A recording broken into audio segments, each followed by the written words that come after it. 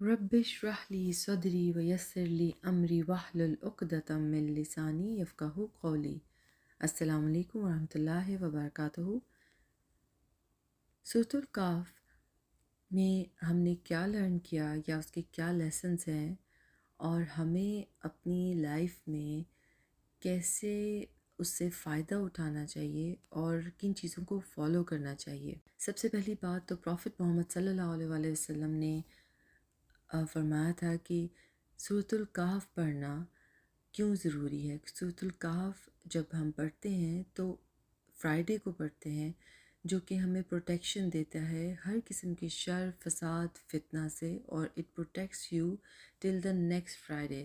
Second ہم نے بات کی تھی، ہم نے ایمفسائز اس پر کیوں کیا جاتا ہے اس بات پر کہ فرائیڈے ٹو فرائیڈے پڑھنا چاہیے، تاکہ اس بات کو انفورس کیا جائے کہ یا اس بات کو امپورٹنٹ بنایا جائے کہ ایوری فرائیڈے پڑھا جائے۔ اور کیونکہ ایک چیز جو کنسسٹنٹلی کی جاتی ہے اس کا فائدہ، چاہے وہ تھوڑی تھوڑی کیوں نہ کی جائے، اس کا فائدہ زیادہ ہوتا ہے ایز کمپیئر ٹو اس چیز کے جو دیر دیر کے بعد کی جائے۔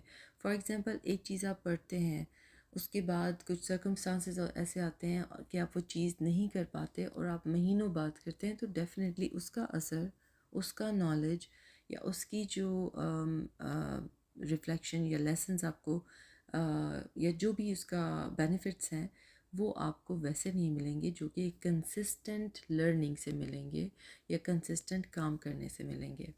پھر بتایا گیا کہ سورۃ الکہف کی فرسٹ آیات اور سورۃ الکہف کی لاسٹ 10 آیات بہت زیادہ امپورٹنٹ ہیں، اور ان کو میمورائزیشن کرنا، ان کو میمورائز کرنا، یہ بہت زیادہ ہمارے لیے بینیفیشیل ہے۔ پھر دجال سے کا جو کانسیپٹ بتایا گیا کہ دجال کون ہوگا، دجال جو ہے وہ کس طرح لوگوں کو دھوکہ دے گا، کس طرح لوگوں کو جیسے 4 سٹوریز اس میں بتائی گئی ہیں، جن کی جو کہ ٹرائلز 4 پر مبنی ہیں، جیسے trial of faith, trial of power, trial of wealth and trial of knowledge. یہ چاروں چیزیں کس طرح فتنہ بنائے گا دجال۔ اب ان چاروں سٹوریز میں دیکھیں کہ اصحاب الکہف جو تھے، وہ 7 لوگ جو تھے، وہ کیوں ٹاؤن چھوڑ کر چلے گئے؟ کیونکہ ان کو لگ رہا تھا کہ ان کا جو فیتھ ہے وہ ان کو ریلیجن کو اپنے پریکٹس کرنا اور اپنے فیتھ کو فرم وہاں پر رکھنا جہاں پر وہ رہ رہے تھے، وہ مشکل ہو جائے گا۔ اس چیز سے بچنے کے لیے دے مووڈ آن۔ اور یہاں پر ہمیں کیا سب سے زیادہ بڑا سبق ملتا ہے؟ ہمیں سبق ملتا ہے کنٹرول اپنے آپ کو کرنا، صبر کرنا اور عقل مندی سے کام لینا، کہ صبر کے ساتھ کنٹرول اپنے اوپر رکھتے ہوئے، عقل مندی سے کام لیتے ہوئے دے مووڈ فرام دیٹ پلیس۔ اگر وہ وہیں رہتے تو ڈیفینیٹلی ان کو شاید تنگ کیا جاتا، ان کو اپنے فیتھ پر قائم نہ رہنے دیا جاتا، سو پرابلمس کریٹ ہو سکتی تھیں۔ پھر اگلی سٹوری میں دیکھیں کہ فتنہ آف ویلتھ، کہ اتنی دولت مل جانا اور اللہ تعالیٰ کی تمام بلیسنگز مل جانا، اور پھر آپ اپنے آپ کو سمجھ لیں کہ بھئی آئی ایم دا اتھارٹی، یا میری وجہ سے، میرے میں ایسی خاصیتیں ہیں کہ مجھے یہ ویلتھ ملی، پاور ملی، اور اس پہ اللہ تعالیٰ کا شکر ایسے ادا نہ کرنا، بلکہ یہ کہنا کہ اللہ تعالیٰ کی وجہ سے مجھے سب کچھ یہ ملا ہے، because he is the only one who is going to give us these blessings. تو اپنے اوپر اس طرح کنٹرول رکھنا کہ آپ کے اندر پرائیڈ نہ آئے۔ اللہ تعالیٰ کی نعمتیں جب آپ کو دی جائیں تو آپ کے اندر وہ پرائیڈ نہ آئے ویلتھ کا، منی کا۔ پھر تھرڈ سٹوری میں آپ چیک کر لیں، تھرڈ سٹوری میں کس طرح حضرت موسیٰ کی ہیوملٹی کو ڈسکرائب کیا ہے، کس طرح بتایا گیا ہے کہ بعض اوقات اللہ تعالیٰ ایک چیز کا سبسٹیٹیوٹ آپ کو دیتے ہیں، دعاؤں کو کس طرح دعائیں ڈیلے ہو جاتی ہیں، وہ ان کے مقصد کیا ہے، ان کے پیچھے حکمت کیا ہے، وہ انسان نہیں جانتا، لیکن آپ کا فیتھ فرم رہنا چاہیے۔ پھر آپ کا جو آ جاتا ہے نالج کے بارے میں، کہ نالج جو ہے وہ آپ کا ضروری نہیں کہ سب کے سب سے زیادہ آپ کے پاس نالج ہو، آپ کو لرن کرنے کی ایبلٹی آپ میں ہونی چاہیے۔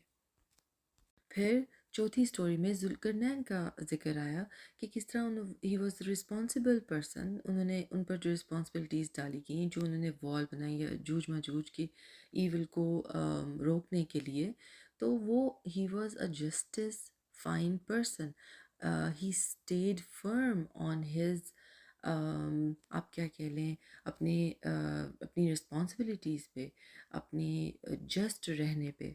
अब इन सारी स्टोरीज़ को बताने का क्या मकसद है, वो यही है कि हमें ये क्लियर हों चीज़ें कि किस तरह दज्जाल इन चीज़ों को इस्तेमाल करेगा जब टाइम आएगा, जब वो यहाँ होगा, तो इन चीज़ों को वो कैसे लोगों के ख़िलाफ़ इस्तेमाल करेगा, उनको धोखा देगा। उसके पास पावर होगी, उसके पास वेल्थ होगी, वो डिक्लेयर करेगा कि भाई मैं तो खुदा हूँ, मुझे मानो, और वो इस तरह से डिस्क्राइब करेगा कि इंसान बिलीव करना शुरू हो जाएगा। लेकिन वो बिलीवर्स जो अपने फेथ में स्ट्रांग होंगे, आपका बिलीफ अल्लाह ताला पर पक्का होगा, वो लोग शेक नहीं होंगे।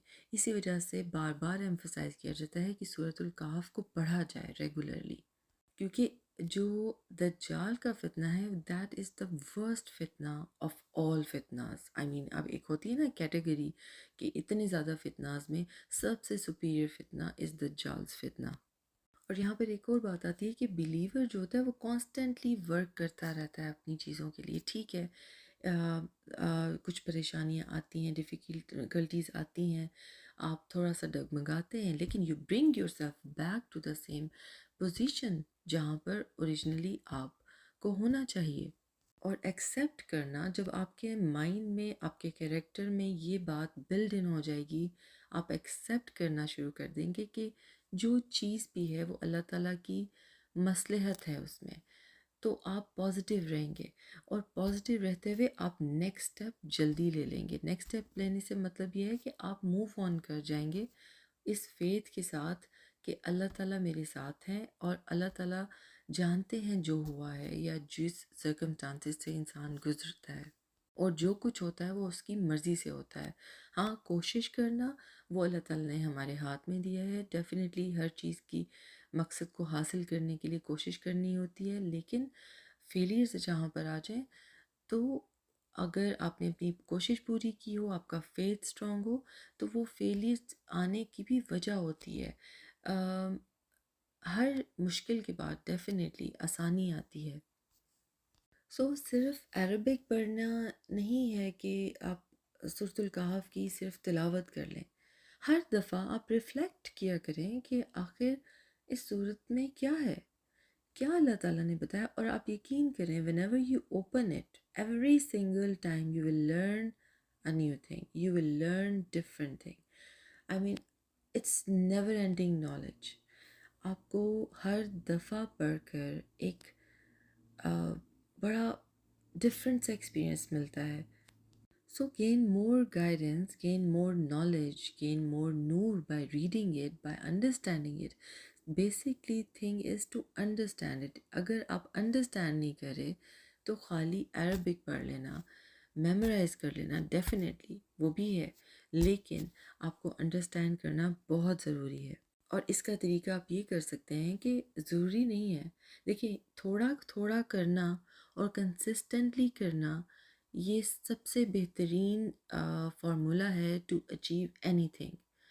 ज़रूरी नहीं है आप एकदम सारा कुछ ग्रैब कर लें, लेकिन थोड़ी थोड़ी चीज़ को कंसिस्टेंटली सीखते रहने से आप कभी ना कभी उसको पूरा अचीव कर लेते हैं।